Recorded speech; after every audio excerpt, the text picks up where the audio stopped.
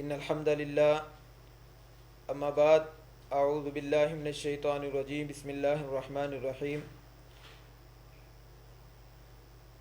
جنت کے دروازے کس وقت کھول دیے جاتے ہیں اور جہنم کے دروازے کس وقت بند کر دیے جاتے ہیں اور شیاطین کس وقت قید کر دیے جاتے ہیں، یہ سارا معاملہ رمضان المبارک کے شروع ہونے کے ساتھ ہی ہو جاتا ہے۔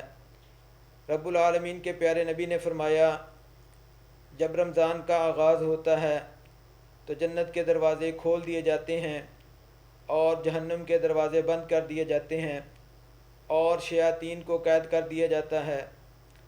ہر روز ہر رات ایک منادی کرنے والا پکارتا ہے، اے خیر کے چاہنے والے آگے بڑھ اور شر کا ارادہ کرنے والے پیچھے ہٹ جا۔ اللہ رب العالمین اس ماہ مبارک کی برکت سے بے حساب آدمیوں کو دوزخ سے خلاصی نصیب فرماتا ہے۔ اس ماہ میں ایک رات ایسی آتی ہے جس کے اندر عبادت کرنا 1000 مہینوں کی عبادت سے بہتر ہے۔ نفل کام کا اجر فرض کے برابر اور فرض کا ثواب 70 فرضوں کے برابر عطا کیا جاتا ہے۔ اس مہینے کو صبر کا مہینہ، غم خواری کا مہینہ قرار دیا جاتا ہے۔ اس ماہ کے اندر مومن کا رزق بڑھا دیا جاتا ہے۔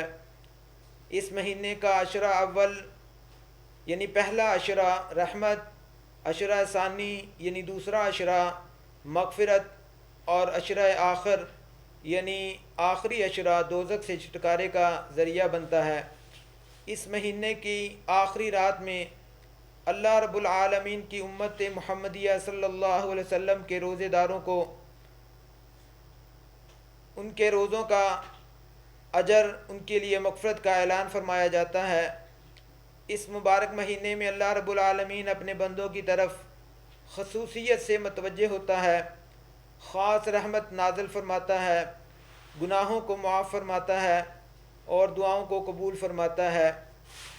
ہر رات ہر شب و روز میں مسلمان کی ایک دعا تو ضرور قبول کی جاتی ہے۔